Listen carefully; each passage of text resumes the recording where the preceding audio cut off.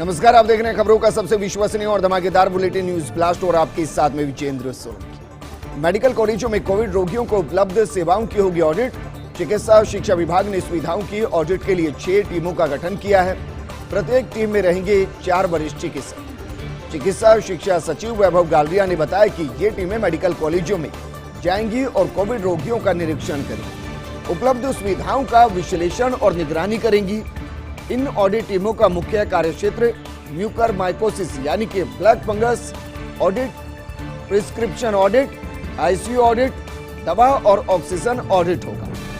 25 से 29 जून के दौरान मेडिकल कॉलेजों की ऑडिट करेंगी ये टीमें और 30 जून को चिकित्सा शिक्षा आयुक्त शिवांगी स्वर्णकार को रिपोर्ट दी जाएगी। यकीनन इस पूरे ऑडिट को आप आने वाले वक्त में किस तरीके से और बेहतर काम किया जाए, किस तरीके से आने वाले वक्त में कोरोना को और कंट्रोल किया जाए, अस्पतालों की सुविधाओं को बढ़ाया जाए, मरीजों को ज्यादा से ज्यादा राहत पहुंचाया जाए, ये एक बड़ा मकसद नजर आता है। क्योंकि मेडिकल कॉलेजों में कोविड रोगियों को उपलब्ध सेवाओं की ऑडिट की जा रही है और चिकित्सा शिक्षा विभाग ने सुविधाओं के ऑडिट के लिए 6 टीमों का गठन किया, जो प्रत्येक 4 वरिष्ठ चिकित्सकों से बनी होगी। चिकित्सा शिक्षा सचिव वैभव गालरिया ने बताया कि ये टीमें मेडिकल कॉलेजों में जाएंगी, कोविड रोगियों का निरीक्षण करेंगी, उपलब्ध सुविधाओं का निरीक्षण होगा, विश्लेषण होगा, निगरानी की जाएगी। इन ऑडिट टीमों का मुख्य कार्यक्षेत्र यानी कि जिन जिन बिंदुओं को ऑडिट में शामिल किया जाएगा, जिनकी रिपोर्ट बनाई जाएगी, उनमें होगा म्यूकरमाइकोसिस यानी कि ब्लैक फंगस,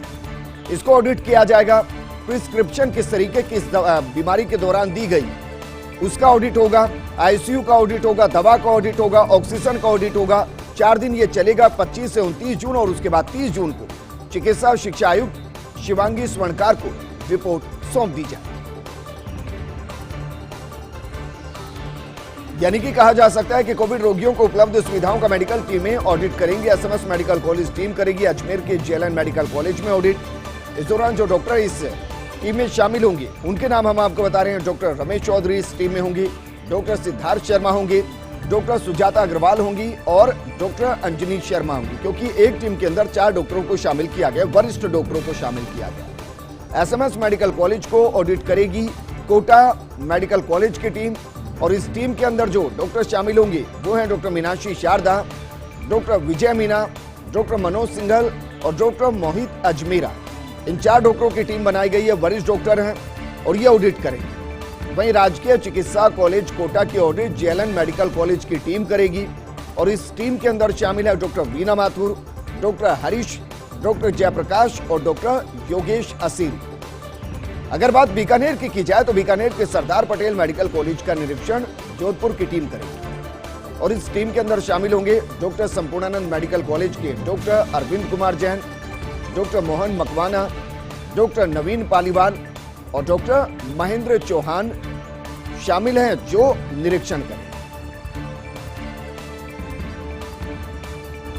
और बात करते हैं हनुमानगढ़ एसीबी की श्रीगंगानगर में बड़ी कार्रवाई। सीएमएचओ ऑफिस के 2 बाबू 30,000 के घूस लेते ट्रैप किए गए हैं। एसीबी एएसपी तेजपाल सिंह के नेतृत्व में इस कार्रवाई को अंजाम दिया गया। एसीबी डीआईजी विष्णुकांत के निर्देशन में कार्रवाई की गई। एसीबी हर दिन कार्रवाइयों को अंजाम दे रही है, घूसखोरों को दबोच रही है, रिश्वतखोरों के खिलाफ कार्रवाई हो रही है। इस दौरान हनुमानगढ़ एसीबी की टीम ने श्रीगंगानगर में बड़ी कार्रवाई को अंजाम दिया, एक और घूसखोर को दबोच लिया। दरअसल सीएमएचओ ऑफिस के 2 बाबू हैं जो 30,000 रुपए की घूस लेते ट्रैप किए गए। इस पूरे कार्रवाई की बात की जाए तो इसका नेतृत्व एसीबी एएसपी तेजपाल सिंह ने किया है, जबकि एसीबी डीआईजी विष्णुकांत के निर्देश पर कार्रवाई को अंजाम दिया गया है।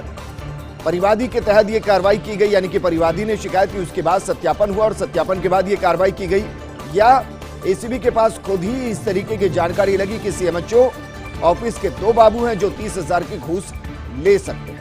मेरे सहयोगी नवीन जुड़ चुके। नवीन, एसीबी ने इस पूरी कार्रवाई को किस तरीके से अंजाम दिया, किस एवज में घूस मांगी जा रही थी और क्या परिवादी की शिकायत पर यह पूरी ट्रैप का जाल बिछाया गया? देखिए, बिल्कुल वाकई में एसीबी को बड़ी कामयाबी मिली है। एक एलडीसी और एक यूडीसी को एसीबी ने रिश्वत लेते हुए गिरफ्तार किया है। एलडीसी का नाम संदीप कुमार है और जो यूडीसी है उसका नाम पंकज वर्मा है। दोनों को एसीबी ने गिरफ्तार किया है। एक लैब टेक्नीशियन था, वो संविदा बेस पर लगा था, उसका अपॉइंटमेंट ऑर्डर जारी करना था। उस अपॉइंटमेंट ऑर्डर को जारी करने की एवज में घूस की डिमांड की जा रही थी और जो हनुमानगढ़ एसीबी की टीम ने श्रीगंगानगर का जो सीएमएच ऑफिस है वहां पर इस पूरी कार्रवाई को अंजाम दिया है और वहां से एसीबी ने इन दोनों घूसखोरों को पकड़ा है। एसीबी के जो एडिशनल एसपी है तेजपाल सिंह, उन्होंने इस पूरी कार्रवाई को अंजाम दिया और जो डीआईजी विष्णुकांत है उनके निर्देश पर इस पूरी कार्रवाई को अंजाम दिया गया है। जी बिल्कुल नवीन, शुक्रिया तमाम जानकारी हमारे साथ साझा करने के लिए। आगे बढ़ते हैं। जल जीवन मिशन अवार्ड की तैयारी। दरअसल एसीएस सुधांशु पंत ने तैयार किया परफॉर्मेंस ऑडिट मैकेनिज्म, यानी कि वो मैकेनिज्म जिसके जरिए परफॉर्मेंस को नापा जाएगा और फिर अवार्ड दिए जाएंगे, पुरस्कार दिए जाएंगे। अच्छे काम के लिए अधिकारियों को सम्मानित करने का फैसला लिया गया है। पीएचईडी हर साल राज्य स्तरीय समारोह करेगा और सबसे बेहतरीन प्रदर्शन पर 4 श्रेणियों में अधिकारियों को स्टेट लेवल के अवार्ड दिए जाएंगे। हर साल 2 संभागीय आयुक्त, 3 अतिरिक्त मुख्य अभियंता, 5 जिला कलेक्टर और 5 अधीक्षण अभियंता को सम्मानित किया जाएगा।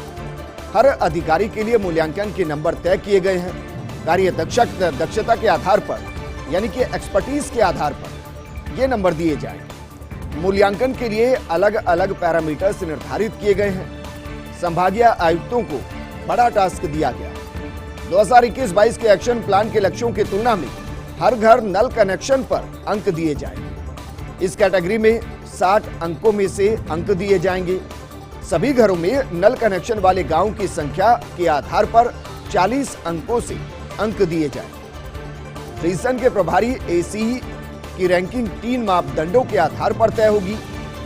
ग्राम सभाओं में अनुमोदन कराने के लिए 20 अंकों में से अंक दिए जाएंगे।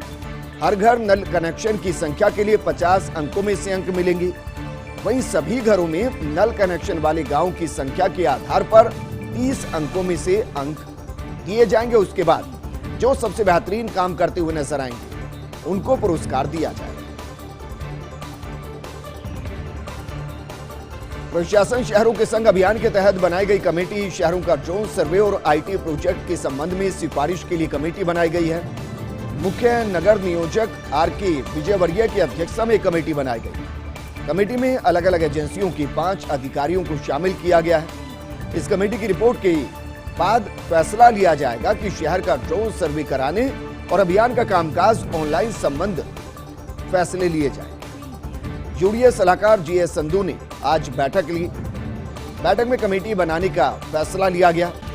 बैठक में प्रमुख सचिव कुंजीलाल मीणा, जेडीए आयुक्त गौरव गोयल, एलडीबी दीपक नंदी, मुख्य नगर नियोजक आरके विजयवर्गीय शामिल किए गए हैं। यानी कि ये बाकायदा तैयारी करेंगे और ये सब कुछ जो हुआ है वो यूडीएच सलाहकार जीएस संधू ने जो बैठक ली उसके बाद कमेटी बनाने का फैसला लिया गया। आगे बढ़ते हैं और बात करते हैं ग्रेटर नगर निगम आयुक्त के साथ अभद्रता से जुड़े प्रकरण। राज्य सरकार के निलंबन को 2 पार्षदों ने हाईकोर्ट में चुनौती दी। पार्षद अजय सिंह चौहान और शंकर शर्मा ने याचिकाएं दायर की है। जस्टिस महेंद्र गोयल की एकल पीठ में ये सुनवाई हो सकती है। पार्षद पारस जैन और रामकिशन प्रजापति भी निलंबित हैं। तत्कालीन मेयर सोमिया गुर्जर की याचिका में निर्णय सुरक्षित है। आयुक्त यज्ञमित्र देव सिंह के 7-4 जून को ये घटना घटी थी। उसके बाद मेयर समेत 4 पार्षदों को निलंबित कर दिया गया था। कोर्ट ये मामला पहुंचा, लेकिन अब इनमें से 2 पार्षद इस मामले को हाई कोर्ट लेकर जा रहे हैं, जहां सुनवाई होगी। मेयर को लेकर जो निलंबित मेयर है उनको लेकर सुनवाई पूरी हो चुकी है। फैसला सुरक्षित रखा गया।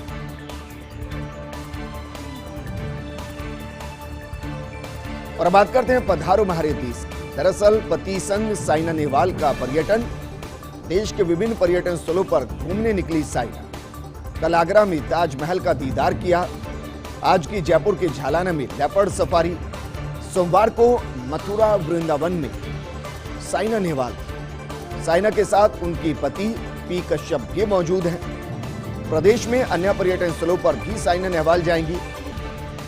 आप सभी उनसे मुखातिब हैं। दरअसल वो प्रख्यात बैडमिंटन खिलाड़ी हैं साइना नेहवाल, जो इस कोरोना काल के बाद अब धीरे धीरे पूरे देश के भ्रमण पर निकली है। आज वो झालाना में लेपर्ड सफारी का दीदार करती नजर आई। और अब बात करते हैं जेल डीजी दासोद द्वारा की गई नई पहल। कैदियों के बैरक आवंटन में अब रहेगी पारदर्शिता। वर्णमाला के आधार पर होगा बैरक का आवंटन। जेल महानिदेशालय द्वारा नई गाइडलाइन जारी की गई है।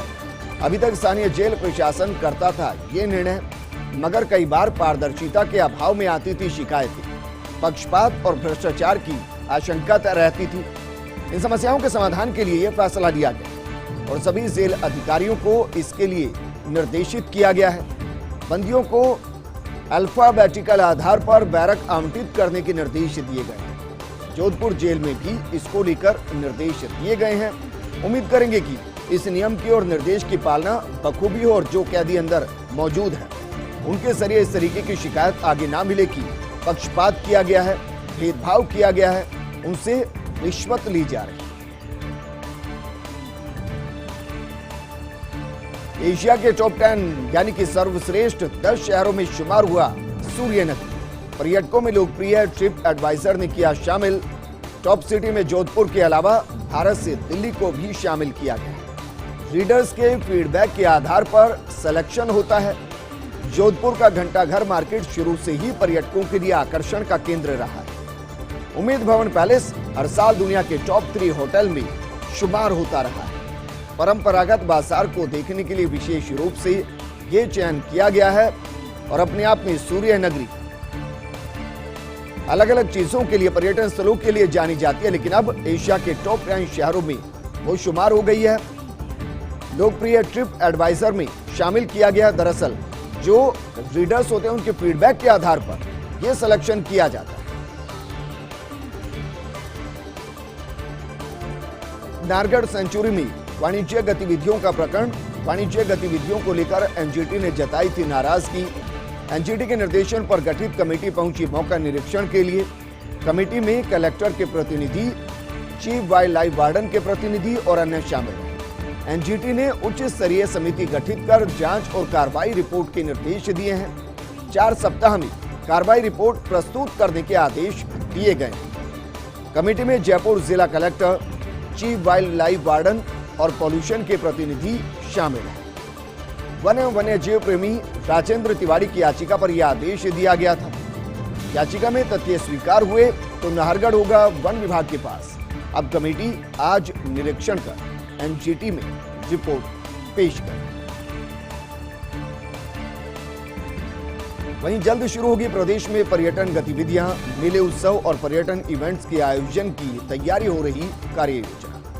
आज पर्यटन राज्य मंत्री गोविंद डोटासरा ने अधिकारियों की बैठक ली। पर्यटन गतिविधियों में तेजी लाने, नए पर्यटन सत्र से पहले तैयारी करने, केंद्र प्रवर्तित योजनाओं को गति देने, नए सर्किट के प्रस्ताव तैयार करने, बजट घोषणा क्रियान्वयन, पर्यटन निगम की इकाइयों को लीज पर देना, कर्मचारियों के रिजल्ट, डेपुटेशन की कार्य योजना पर भी चर्चा हुई। पर्यटन निदेशक निशांत जैन और पर्यटन निगम के एमडी नित्या गुहान इसके अंदर मौजूद रहे, लेकिन कर्मचारी यूनियन के प्रतिनिधियों को इस बैठक में आमंत्रित नहीं किया गया। प्रदेश भर में पर्यटन निगम की पैलेस ऑन व्हील सहित चालू और बंद कुल 75 इकाइयां हैं। पिछले दिनों इकाइयों को लीज पर देने का फैसला लिया गया था। कर्मचारियों को दूसरे विभागों में रिवर डेपुटेशन पर भेजने का फैसला लिया गया था। कर्मचारी यूनियन के अध्यक्ष तेज सिंह राठौड़ ने मांग की, कर्मचारियों और निगम दोनों के भविष्य का फैसला करने से पहले कर्मचारियों से वार्ता होनी चाहिए। बुलेटिन में खबरों का सिलसिला लगातार जारी है, लेकिन यहां रुकेंगे एक छोटे से ब्रेक के लिए। जल्द हाजिर।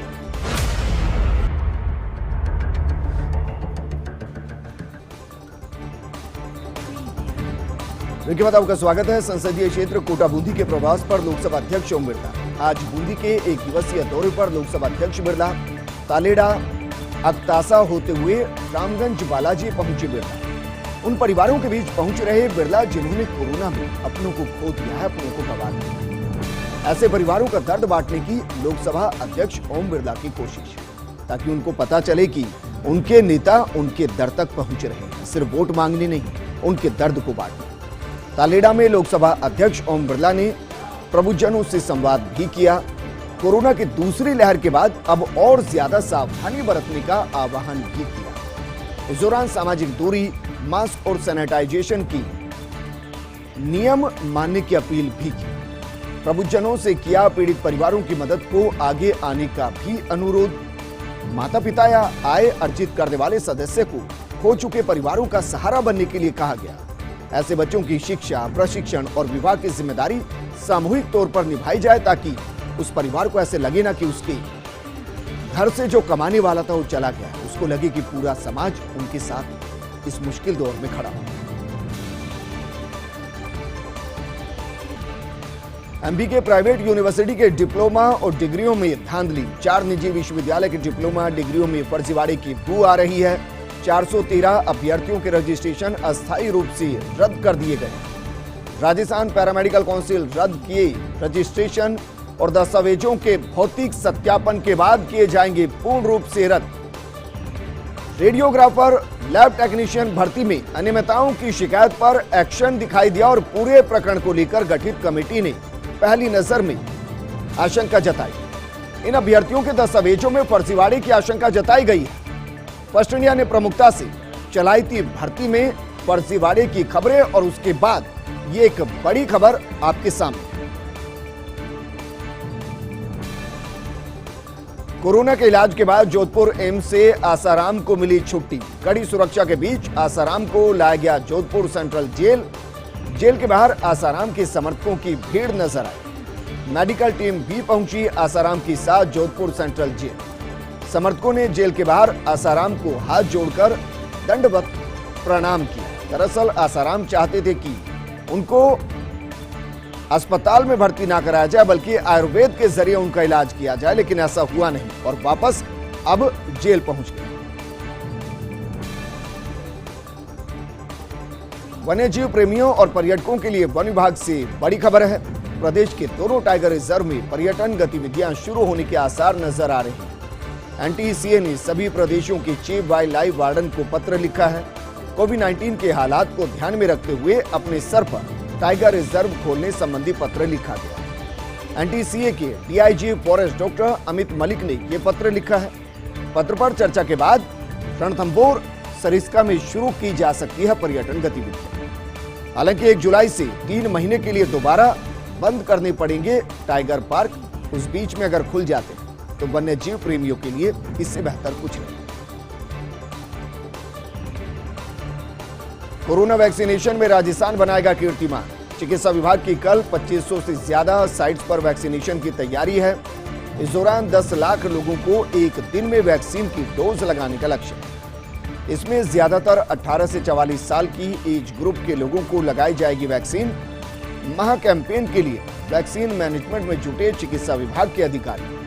प्रदेश में अब तक 18 प्लस के 57,27,000 से ज्यादा लोगों को लग चुकी है वैक्सीन, जबकि राज्य में इस एज ग्रुप के लोगों की संख्या करीब 3 करोड़ 25 लाख के आसपास है। अब तक एक दिन में अधिकतम 5 लाख लोगों को वैक्सीन लगाई जा चुकी है। उच्च शिक्षा में विद्यार्थियों को प्रमोट करने से जुड़ा प्रकरण। उच्च शिक्षा विभाग ने यूजीसी को लिखा था पत्र के जवाब मिलने के बाद ही छात्रों को प्रमोट करने पर निर्णय होगा। समिति की तरफ से दी गई रिपोर्ट में सहमति बनी है। प्रथम वर्ष के विद्यार्थियों को प्रमोट करने पर बनी सहमति, वहीं द्वितीय वर्ष के विद्यार्थियों को प्रोविजनल प्रमोट करेंगे।